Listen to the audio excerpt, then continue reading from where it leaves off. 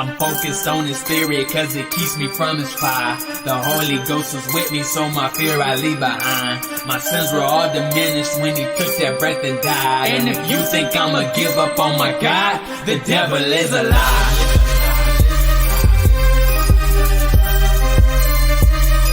The devil is a lie.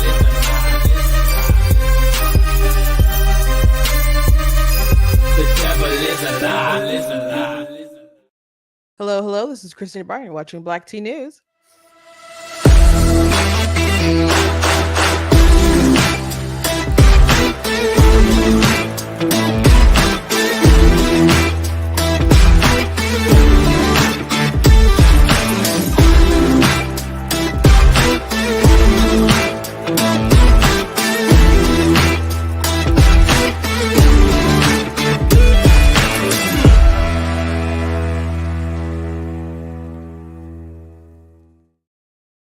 Hello. Welcome to Black Tea News. I'm your host, Christina Barr, and today we're going to be talking about Kamala Harris and the media and how some of the stuff that she proposed is so crazy that they didn't know that Donald Trump was telling the truth when he talked about it.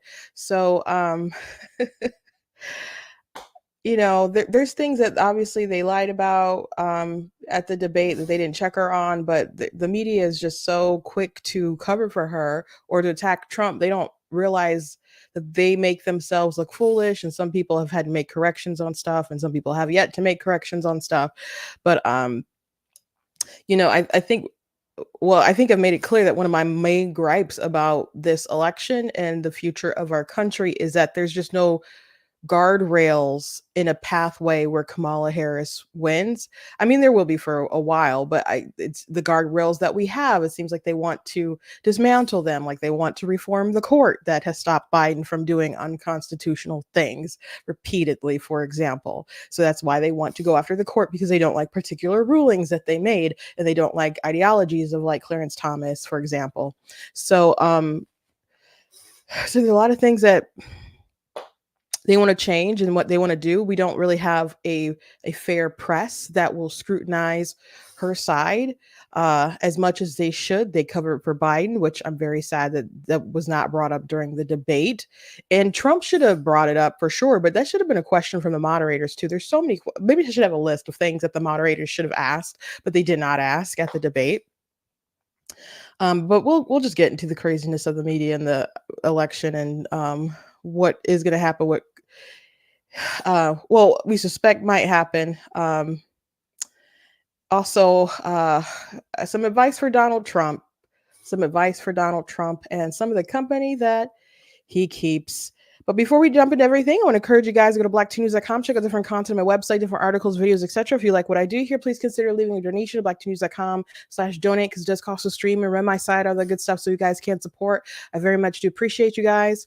You guys can also support on Facebook by, donating stars, and on YouTube, you guys can do super chats. I will read super chats as long as they're not like outrageous or crazy or gross or inappropriate or something. I will read them. You guys can also support by going to the website and checking out different merch that's available there as well. You guys can also search my name on Amazon. I do have books that you guys can check out. Actually, if you're watching on Facebook or YouTube, there should be a link in the description. They'll take you to some of my books, but I have nonfiction books like Slay Your Fear, How to Overcome a Spirit of Fear. And my book, Of Course God is Blatantly Against Abortion, which is available on Amazon. You guys can get that in paperback or ebook. I do have a revised edition that's out now. And I had a video that went pretty... Today's Thursday. Yeah, so I guess it was yesterday. I posted... We talked about the debate a lot yesterday. And I guess that was a whole show. But we talked about the abortion segment and how Donald Trump said they're executing the babies. Now, he says language like that and distracts people, and people automatically go to what he's saying isn't true. And of course, the moderators chimed in and said there's nowhere in the country where it's legal to kill a baby after it's born. So I explained the context of Donald Trump, because he specifically keeps referring to the former governor of Virginia, Ralph Northam, and how he talked about how if a baby survives and the parents make a decision about, are they going to resuscitate or render care or whatever, and so on. So that clip went very viral. But I laid out, before I even showed that on my TikTok video, I showed a video, which I showed you guys yesterday, of the bill when they're being questioned, about a bill that the Democrats wanted to pass, which would allow for abortion even as a woman was going into labor, if that's what she wanted. And I saw some people push back, like, no woman would do that. It's like, okay, the point of, I'm sure, them asking the questions about how radical the bill was, not because they believe so many women are waiting until they're literally, having the baby peeking through their vajayjay and stuff, and them being like, oh, you know what, I changed my mind. That's not what, I'm sure, was the purpose of me asking the question. It was just to show how radical their positions are on allowing abortion up until that point. It's radical when they do it at 32 weeks or 28 weeks or 24 weeks or 15 and so on. I don't think gestational arguments make a lot of sense. And I know a lot of people are like, well, we can have some kind of compromise on the weeks. It doesn't make sense to me because it's the same human being the whole entire time. But that was their bill. And so that's what Northam was asked about. Now, something I want to point out that I'll have to do another video on TikTok, but I might as well mention to you guys. There was, when that video started really going viral, there was a Reuters tried to debunk it and say that people were taking it out of context, and they were talking about babies who are induced and then they can't survive or something, to say, and then people make a decision or whatever about, but they talking about babies who can't survive. If you watch the clip with Northam, though, he talks about babies. He tried to go the route of women only have late-term abortions in very tragic circumstances, and he mentioned they might have a deformity, and he mentioned that they might, I think not be viable, outside of the womb. He didn't use the term incompatible with life, which I don't like that term, because we all die. So what does it even mean? um, but it was something along those lines. But he also said deformity. So he shifted the conversation away from the fact that there are women who will have abortions on healthy, viable fetuses, and they will have healthy pregnancies. They just don't want to have the baby. But he went that whole route of, oh, they're only for tragic circumstances, but he justified the abortion, or explained that women will do this in circumstances when there's a deformity. Just because you have a deformity doesn't mean that your baby's going to die, or I mean, we all die eventually, but like as soon as it exits the womb, or we'll have a short life, or we'll have a bad life because they have some kind of deformity. So there are women who are like, oh, my kid has Down syndrome, and they go have an abortion.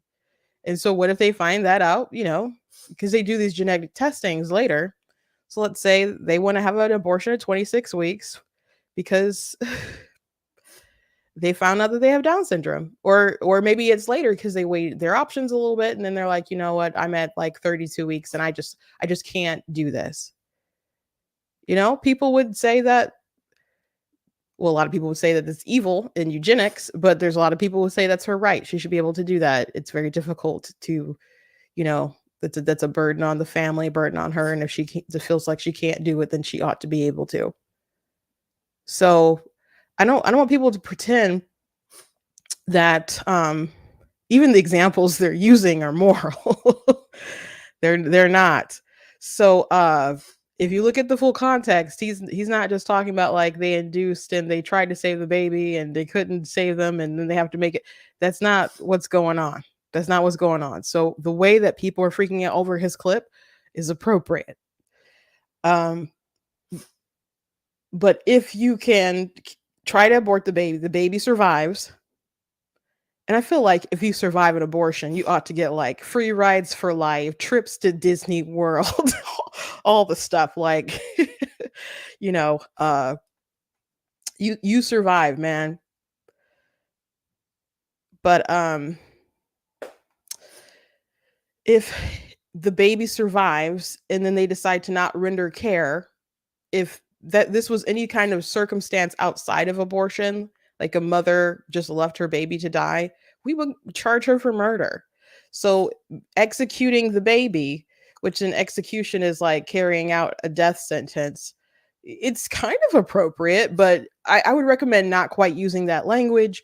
But anyway, I laid out the video and it got it's about 100,000 views on TikTok.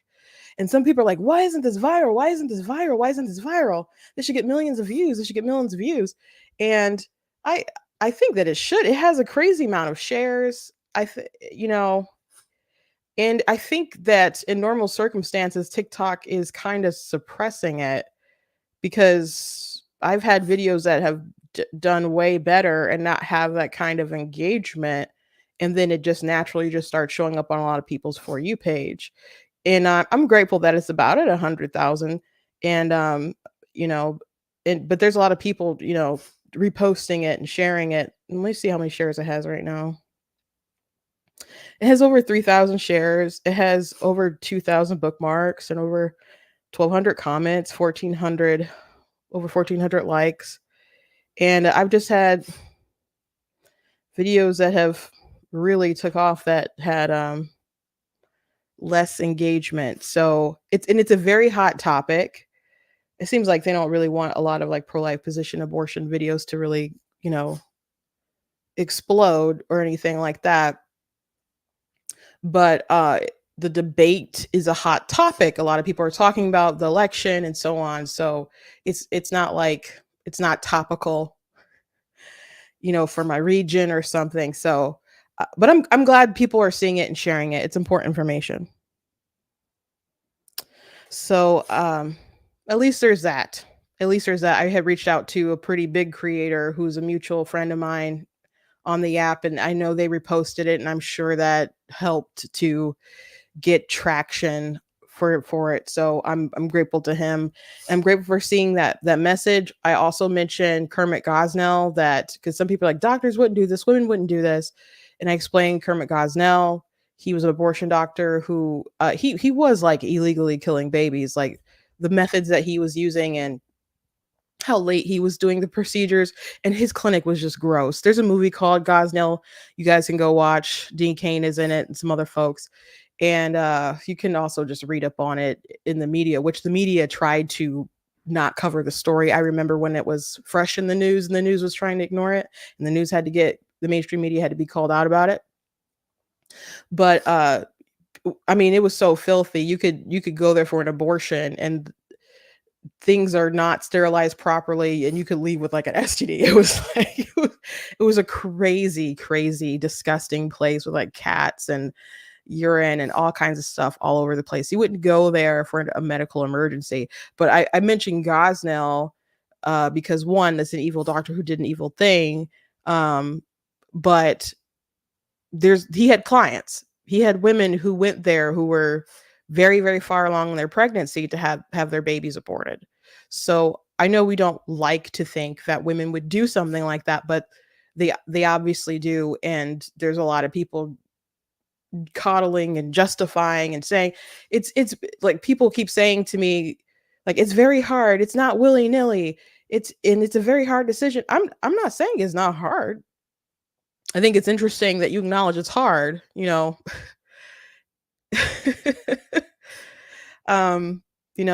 I wanted to get rid of something that wasn't alive and had no moral value, it wouldn't be hard, I suppose. But this is obviously hard for a reason. So just because something is hard doesn't suddenly make it okay. I don't understand the logic in that.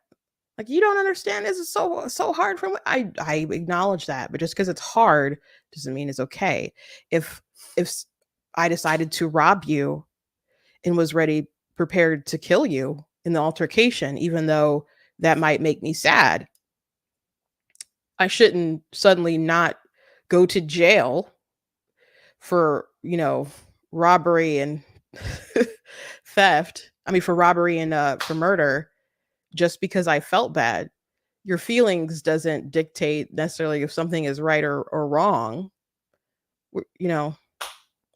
So anyway, I'm glad that video is going viral, and I wonder if I'll start getting responses from folks on the left. I saw a pretty big left wing creator who's very pro abortion, and I think he's a doctor too.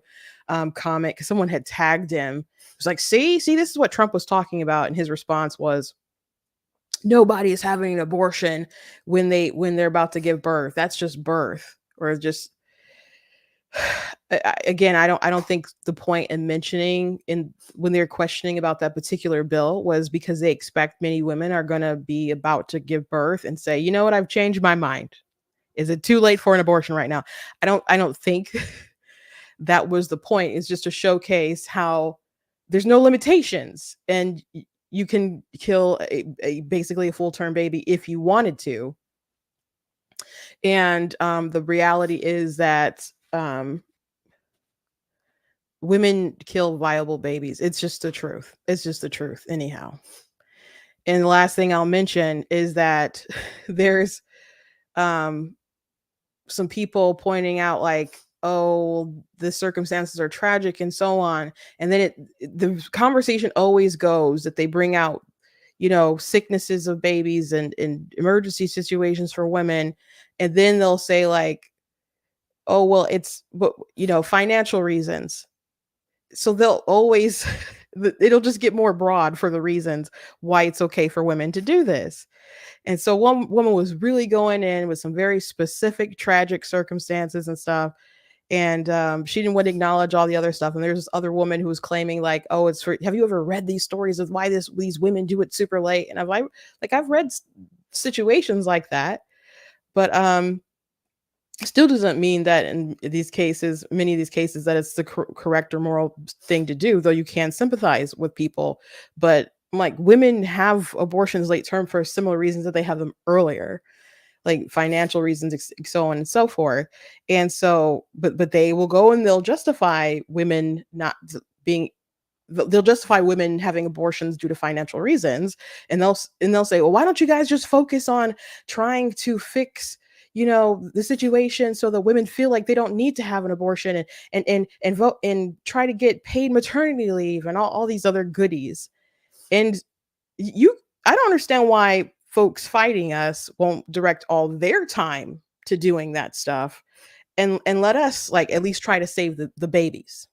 Because I whether you think that you can afford a child or not, which there's other options, you can put them up for adoption, find a nice family that will take care of them if you feel that you cannot financially do that yourself. But it you should not be able to kill a child based on financial situation. That's really bizarre. And you wouldn't carry that logic outside of the womb. So just stop. Just stop. So anyway, let's I was still in my intro, man. I think I was talking about my book, and that's how I started talking about all that. But anyway, you can pick up my book, Of Course God is Blatantly Against Abortion, on Amazon. Tonight, if you're in the Michigan area, it's not too late. There's a link on my website if you would like to go see Am I Racist? If you're in the Southeast Michigan area, and get a ticket, but you are like running out of time. So especially by the time we finish the show, it'll be about time to kind of head out there. And so I've already seen the movie. It's very funny. I'm looking forward to going tonight. I got a lot of friends who'll be there, and I got people who follow me who'll be there. So I'm looking forward to seeing some of you, meeting some of you. So it should be a fun night. I'm looking forward to watching people watch the movie a little bit, because I have seen it, and there's some really, really funny parts in that. So we should have a lot of fun. I look forward to talking to you guys about it tomorrow, about how it went. I do have some book signings later in the year. Actually, they're all like in November, like the week of the election. So if you're in the South, if you're in Michigan, it's not on the Southeast, but just keep that on your radar as well. So let's go into my actual subjects of the day. I'm sorry, I got distracted with my intro. So first thing I want to mention is that CEO of Goldman Sachs kind of called out Kamala Harris a bit, or it was mentioned on the debate stage that all these economists are pro her plan. And they kind of put things in perspective here. Now, again, it's very frustrating that Donald Trump didn't call out her crazy plans about taxing unrealized unrealized gains or whatever, and how that'll just trash a lot of stuff and how unethical it is. And he should have brought it up, but the moderator should have asked about it. Like her policies on price gouging, they should have asked about that, and that wasn't a question. Do you really think that that was less important than you know, Don or yeah, did you think it was less important than them asking about how Donald Trump, said he didn't know that she was black? Now I know why they mentioned that, but the questions a lot of times are just focused on trying to expose him, and we know who he is. That's why a lot of people think at the end of the day that the debate won't matter, because we all know who he is. Before going to the debate in the New York Times poll, a lot of people said, "Well, we don't need to see more from Trump. We know who he is. We feel like we know enough." There was like 12% who said that they needed to see more. We experienced his presidency. There's some new people who didn't vote at the time, but they lived through that time. So we know how it's going to be. And most people, maybe not most people, but a lot of people know that they were doing better under his administration rather than right now under Kamala Harris and Joe Biden. So we know he's an exaggerator. We know he's not always honest. We know he spots off some wild stuff sometimes. And, while he goes off on Twitter, he goes off on X, and there's some shenanigans. Maybe you're frustrated about some stuff, but we know who he is. We don't know exactly who Kamala Harris. Well, I know who she is because I've been paying attention, and I think you guys have been paying attention too. But there's a lot of people who don't know who she is. And she has proposed some crazy things in the past, and she is proposing crazy things now. Like Donald Trump said, she's a Marxist. Her father taught her well. And he didn't go into that. I'll have to maybe lay that out in a video or something. But her dad, I'm like, yeah, that is true. Her dad is a Marxist, which I think it's interesting that I see content about her mom, but I don't see content about her dad. And I know they divorced, and so she was probably raised with her mom mostly. But I just think it's strange, Why isn't there content about your dad?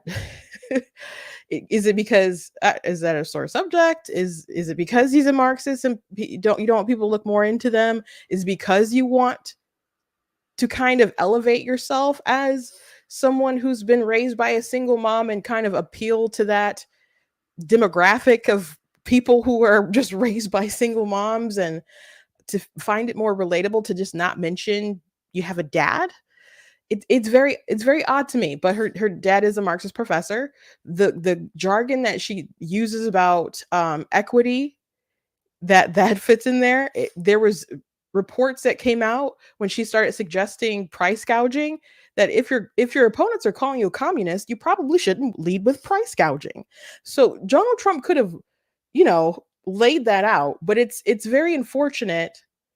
A failure of duty, really, that the media didn't ask questions about her specific policies that she laid out, that other journalists and economists and folks have said just prove how illiterate she is with this particular subject, if this is the route that she wants to go. But she was saying that Goldman Sachs and all these folks think that that her stuff is better and that Trump is bad. So here's a video that I think is interesting with CEO of Goldman Sachs laying out the truth.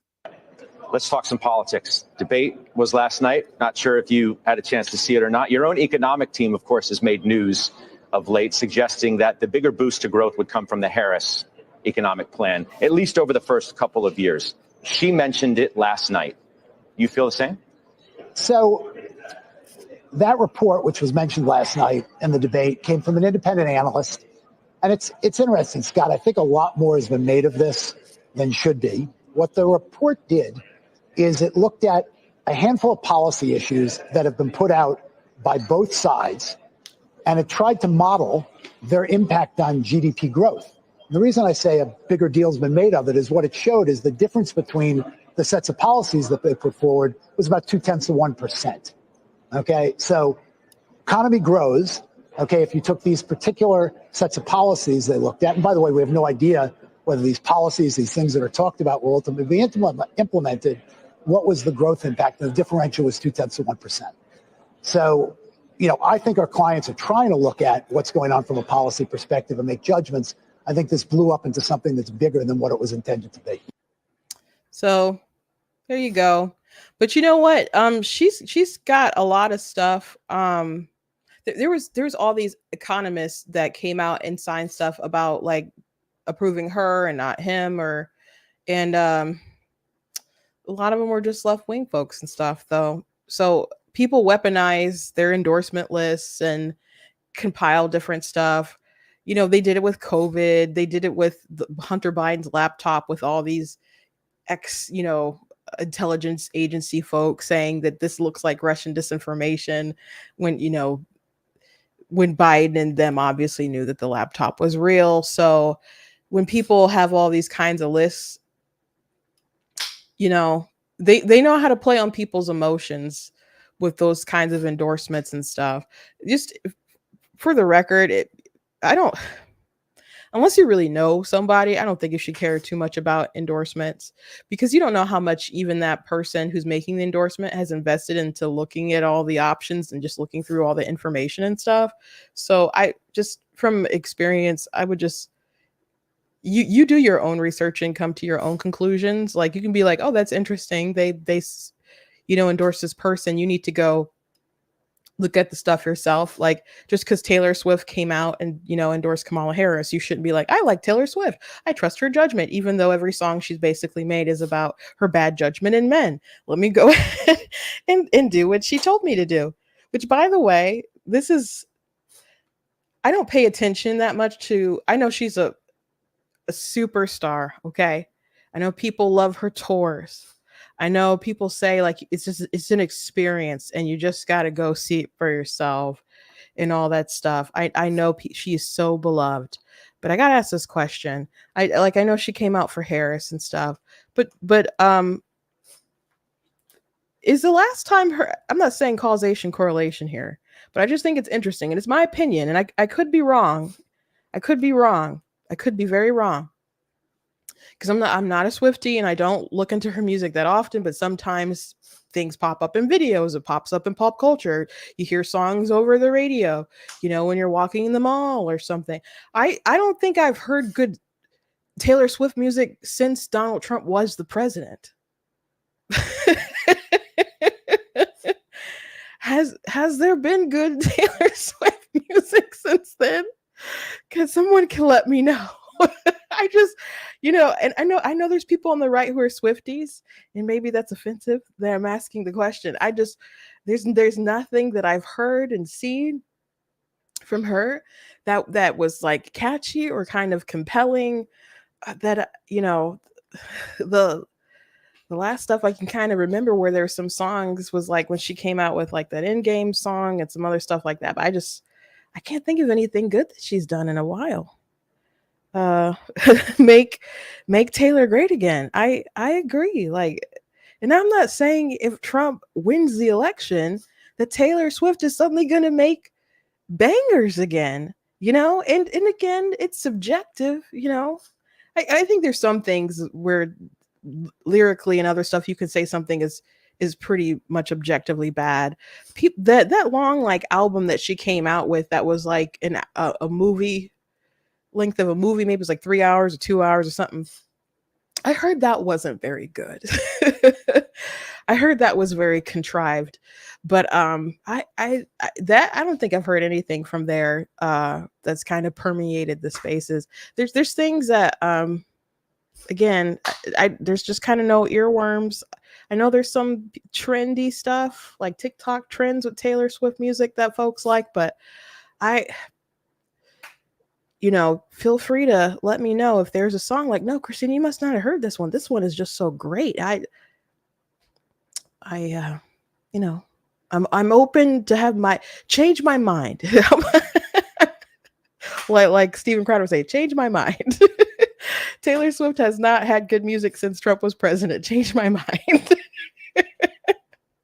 Maybe I'll have to make a meme or something. But it was just an observation. I'm sorry for getting off track. I want to say though, I'm so glad you're safe. Soil to soul. I know there's hurricanes going on, so I'm glad you're safe. My friend is a savvy, lives in New Orleans, and she's so like seemed to be so whatever about it. She's just like, I need to go get my hurricane snacks and yeah, stay safe out there. That's one thing about living in Michigan. Don't really have to worry about that kind of stuff. You know, our weather is crazy and our winters are like never ending. But we do get 4 seasons, and you don't have to really worry about the extra crazy stuff that happens, like hurricanes and earthquakes, and you don't really see tornadoes. So at least there's that. But we have crazy women leading our state, so that's unfortunate. Anyway, something that is very interesting going on is that at the debate, Donald Trump mentioned that Kamala Harris wanted to pay for transgender surgeries of illegals. And there are people who do not think that this is true and were mocking him about it. And they just like, here's an example. He said, nah, Trump really said, no, she wants to do transgender operations on illegal aliens in prison. I've been laughing at this absurdity of that made up scenario for 5 minutes straight. And this person still has this up. I would have deleted this. I know must have seen some replies by now to know that Harris actually did the thing. So I retweeted this myself. And this is a screenshot from a report that CNN did the other day. They got a hold of an ACLU survey that Kamala Harris filled out. And one of the things that was in this crazy survey was that she supported taxpayer-funded gender care and transition surgeries for detained migrants. So I'm so glad that people find this to be just so utterly ridiculous.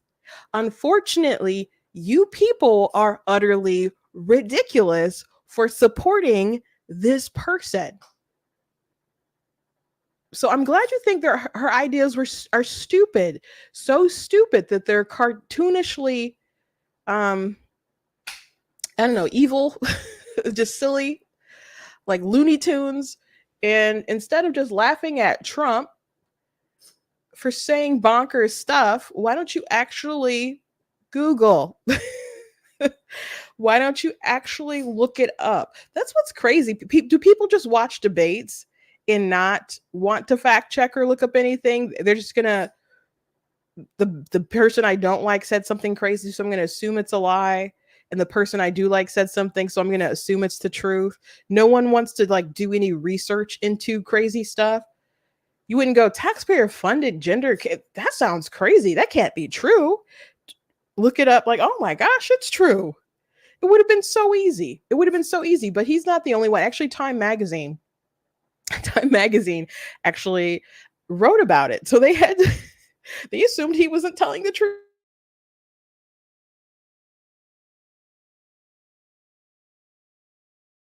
When I write an article myself, I'm doing it myself. I like really look over it, trying to make sure that things are sourced so people can look up and know that, you know, I'm not pulling it out of thin air, and I really don't want to have to make corrections or do mistakes. So I'm like really trying to make sure that the stuff that I write out is accurate. Then I have a good grasp on the facts and stuff. But these people have a lot of people who will work on stories. Sometimes you might have 4 or 5 people on a byline, and you have different editors where it moves up the chain, where people are supposed to fact check and make sure your grammar is correct and your facts are straight and all that stuff. So how is it that you get something so wrong? Correction. The original version of the story mischaracterized as false Donald Trump's statement accusing Kamala Harris of supporting transgender operations on illegal aliens in prison. As a presidential candidate in 2019, Harris filled out a questionnaire saying she supported taxpayer funded gender transition treatment for detained immigrants. Oh, so look at that. Donald Trump was being honest. Now, here's a question for you. Do you guys think that all these news media people just didn't know that it was true and their editors didn't just somehow missed it?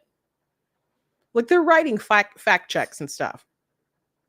So if people are writing fact checks and stories about the debate and someone makes a wild claim, it seems far-fetched to me that no one would look it up, knowing that she said some bonkers things in 2019 and she's the most liberal person in the Senate when she was in the Senate, even left to Bernie Sanders.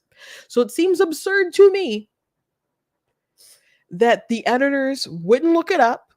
And if you looked it up, it'd be very easy to find the CNN article that talked about it. Because as soon as it dropped, we talked about it on the show. And we talked about it the next day after they did a piece on it on TV. Okay? So it seems kind of impossible to me that Time Magazine, the rag that it is, didn't somehow know that Trump was telling the truth. So here's my conspiracy. They knew he was honest, but they just wanted to lie about it at first and then correct it. Because making him look like a liar is more important than their actual integrity. Either way, their integrity is garbage. But at least one gets to hurt Trump. Now, there's other folks who did articles and they haven't made corrections yet, but from what I know. Maybe they have since then. But Susan Glazer, he said Trump made history last night for sure. Who will ever forget him ranting on stage about immigrants eating people's dogs or insisting that the vice president wants to do transgender operations on illegal aliens that are in jail? And she wrote a piece in the New Yorker about it and went for community notes because Kamala Harris told the ACLU she supports this policy. I support policies ensuring that federal prisoners and detainees are able to obtain medically necessary care for gender transition, including surgical care, while incarcerated or detained. So it wasn't just a check off. She answered in the affirmative about this stuff.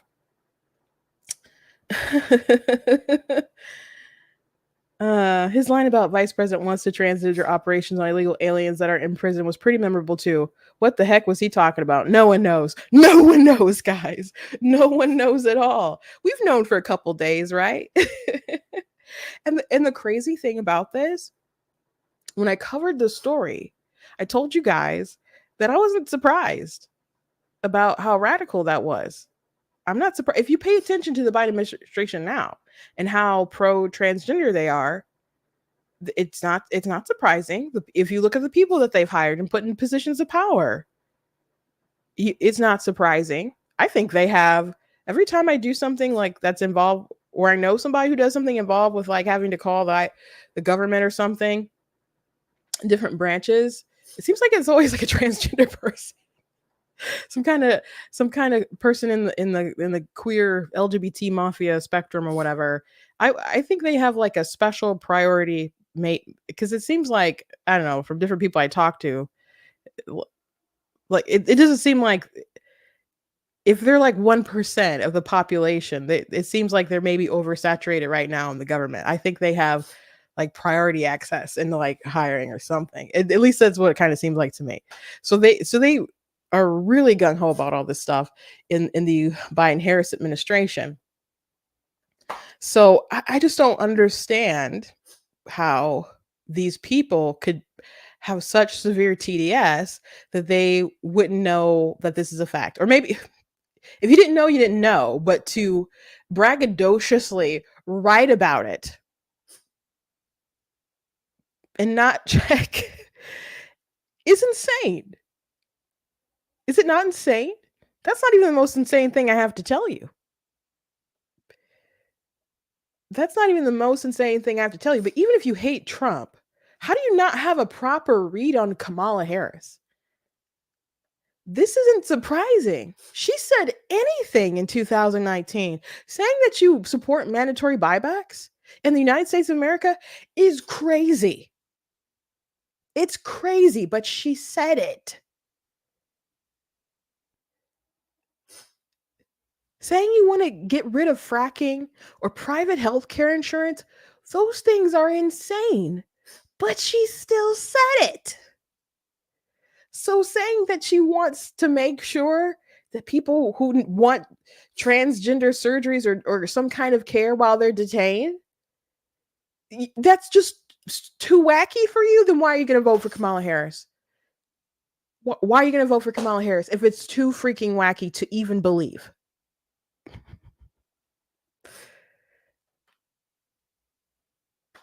I understand people hate somebody, but why you have to check yourself.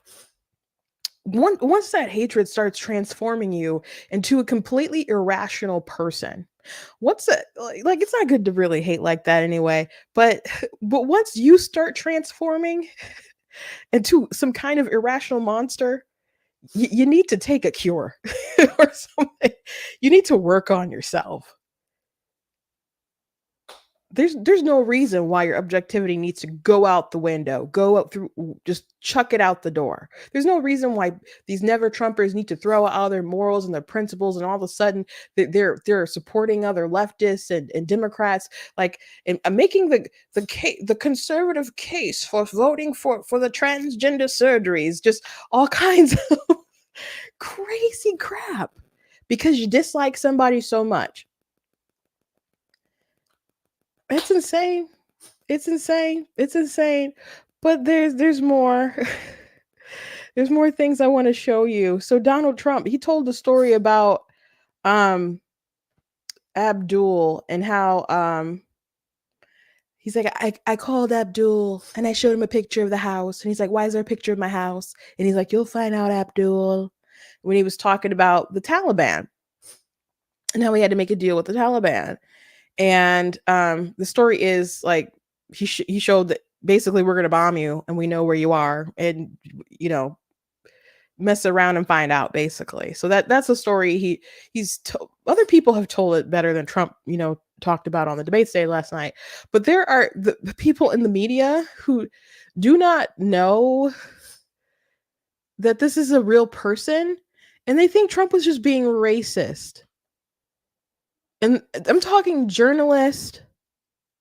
I'm talking people who are state reps who think that like this stuff isn't real. Like there's no actual Abdul.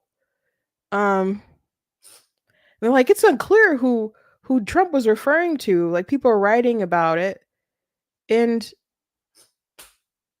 then they say, I mean, you could just look up Taliban founders, Abdul, right there. But there's people who legit think that he's just being racist. Let me find the tweet of these folks.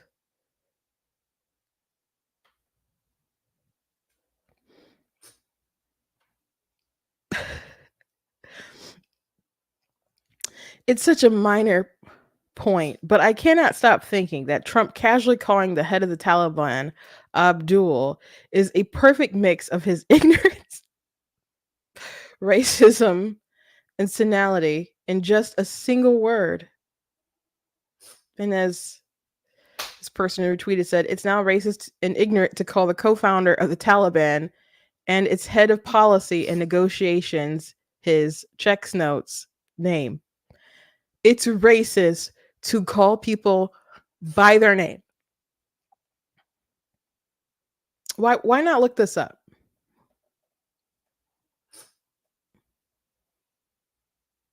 Professor, Kennedy School, CNN national security analyst, Atlantic consultant, author, Obama, DHS Gov. Pulitzer finalist.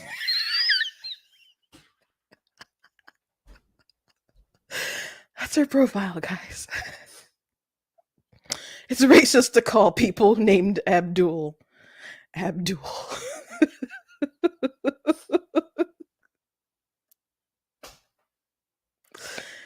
And these are the people who write newspapers, go on CNN and have conversations. And here's another one. Jason Crow, congressman for Colorado, can confirm his name is not Abdul. His name is Abdul.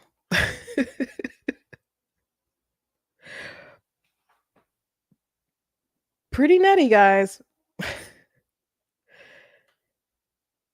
It's just, they're just pretending that they can't access the internet themselves to look up things. They're just so desperate for this man to be racist and bad and mean and, you know. So I hope at least people can take away from the debate. And I know people on the right, that's so many people, that was the narrative. It was 2v1, it was 3v1, and the moderators, they interjected and they weren't fair, and it was a ambush, and all that stuff is true. And I hope that crosses over beyond just people on the right, because I know people on the right, it's obviously true, but I don't want them to just sound like they're trying to cope with the fact that Donald Trump didn't do too well, and that's some kind of excuse. Now, he didn't do that great, and it is true that the moderators and them were unfair. But I hope people in the middle and even on the left can see that it wasn't really fair. Now, if you hate Donald Trump, you don't care. You're probably like, yes, queen, they held him accountable, blah, blah, blah. But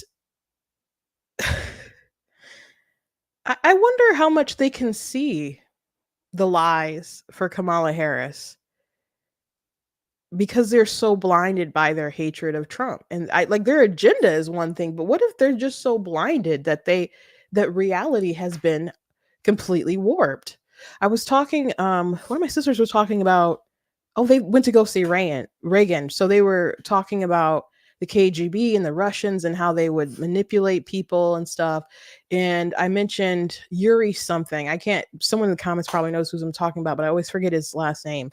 But Yuri was a former KGB agent, and there's an interview we can find on YouTube with him from it might be late 70s, or I don't think it's the 80s, but maybe it's late 70s or something.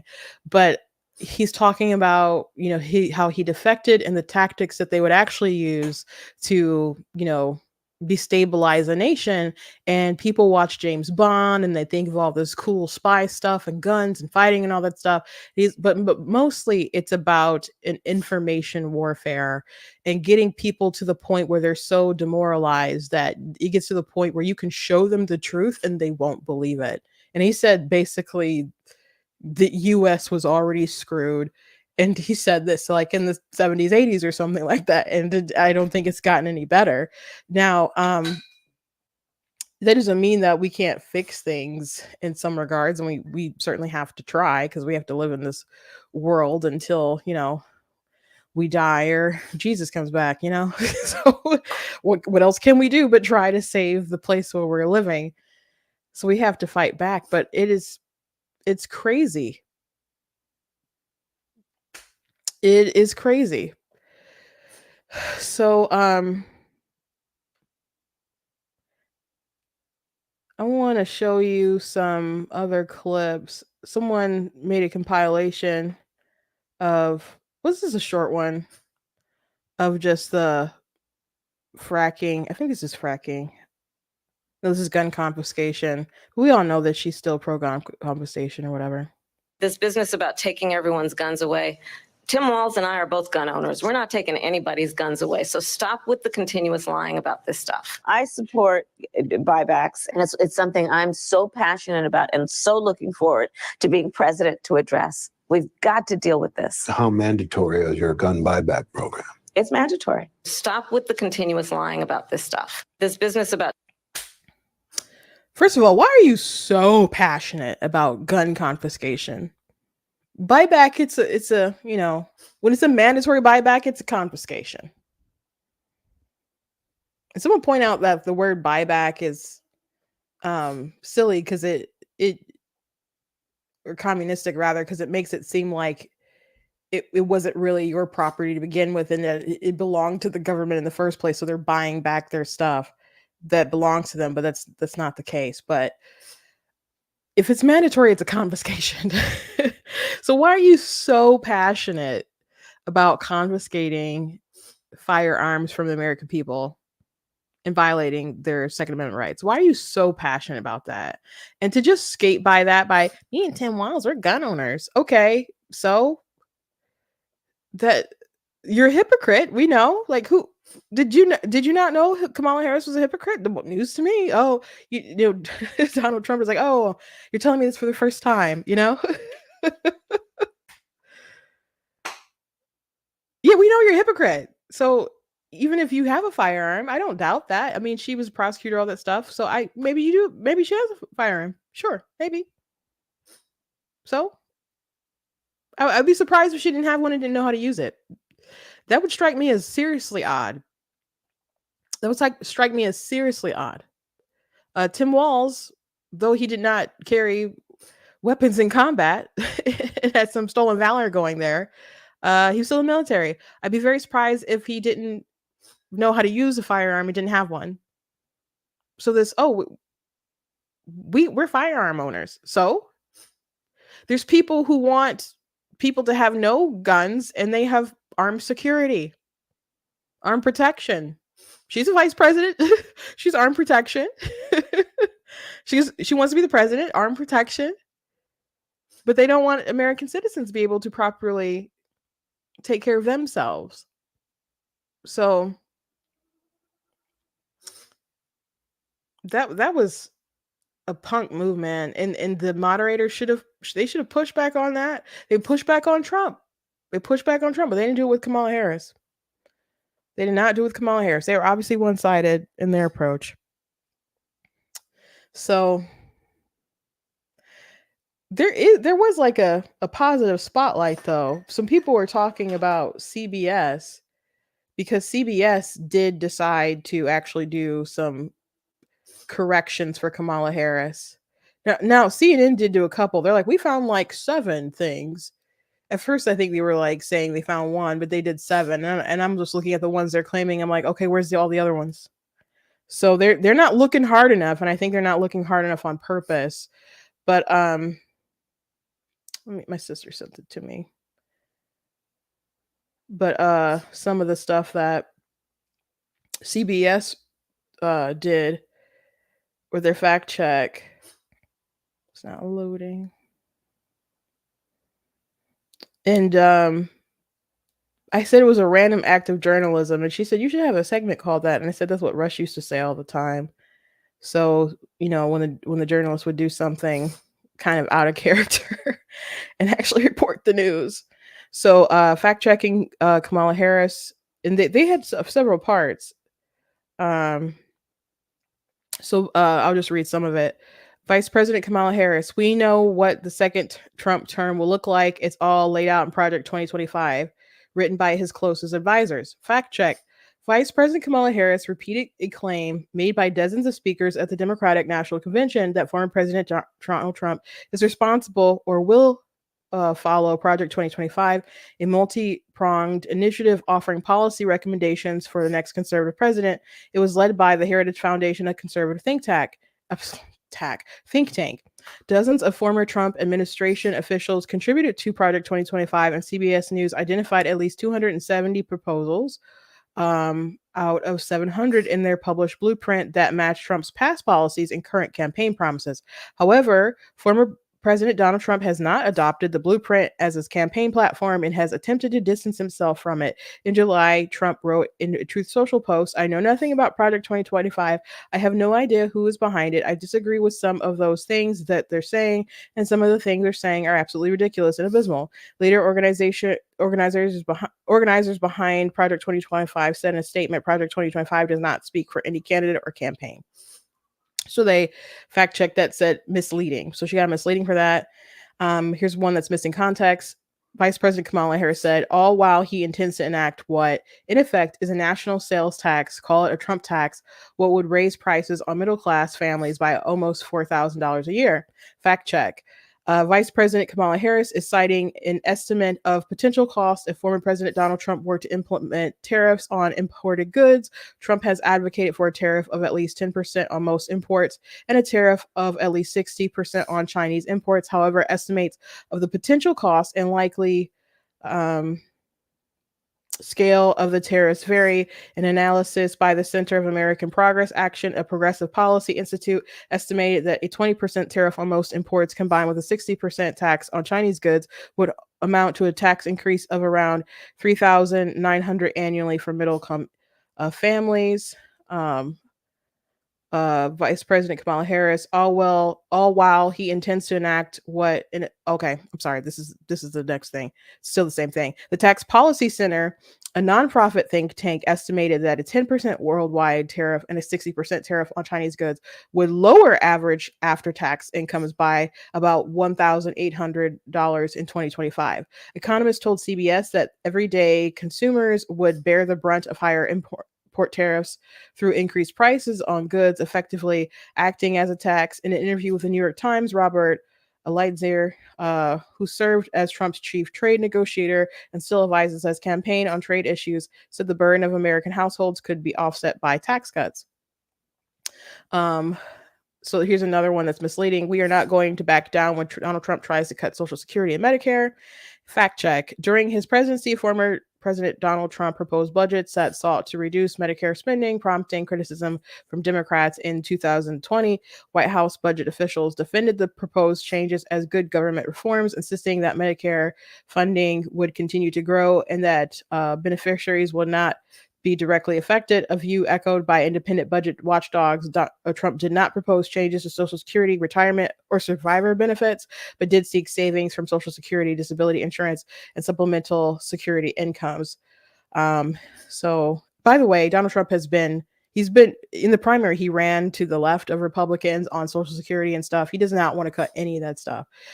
He's taken positions like to be like in the middle as long as he's been running for this presidency. He has not run anything particularly like super conservative, where he's been in the middle, including like not wanting to cut stuff that are goodies to the American people. Even though we don't have money, guys. So we just don't have money. It's something that people don't want to deal with, but it's just the truth.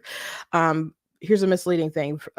Vice President Kamala Harris, he doesn't actually fight for middle class. Instead, he fights for himself and his billionaire friends, and he will give them another round of tax breaks that will add up to $5 trillion to the national debt. Fact check. Former President Donald Trump has proposed broad-based tax cuts during his presidential campaign, extended beyond just high earners. Trump signed the Tax Cuts and Jobs Act in 2017 that permanently cut corporate tax rates and lowered individual tax rates for most households. Estimates from a nonpartisan Congressional Joint Committee on Taxation and the Tax Policy Center found that a majority of people benefit from these tax cuts. Trump has said he will extend the individual tax rates cuts before they're set to expire in 2025, a move that Congressional Budget Office estimates could cost $4.6 trillion over the next decade. The Biden-Harris administration has proposed extending some of the Trump-era tax cuts for families earning under $400,000 annually. Trump has also called for another tax cut, including eliminating taxes on tips, a policy proposed also backed by Harris's campaign. So that's some of the stuff that CBS decided to fact check Harris on. So good on them for their random act of journalism. So anyway, thank you guys for joining me today. Please go to blacktnews.com, check out different content on my website, articles, videos, etc. If you like what I do here, please consider leaving a donation on the website because it does cost to stream and run my site and all that good stuff. So if you can support, I very much do appreciate it. You guys can check out different merch that's available on the site as well. Like we got the black tea mug, we got the My Money, My Business shirt, and we got the Trump 2024 Make Crack Whack Again t-shirt. pretty funny. So you guys can go ahead and check out what's on the store. You guys can also check out my books. I have 18 that are published altogether. At the beginning, I mentioned that I had 2 nonfiction books, but the rest of my books are fiction, and they range from like children's chapter books to like new adult, covering all sorts of different subjects. I have a very broad imagination, I guess. So go ahead and check out my written works as well. Again, I'll be seeing Am I Racist tonight, and I know some followers got tickets, so I'm looking forward to seeing some of you tonight, and it should be a fun time. I already saw the film. It was funny, so I'm looking forward to people who haven't seen it to see it and enjoy it. So it should be fun, and I'll let you guys know how the night was. So God bless you guys, and I will see you tomorrow.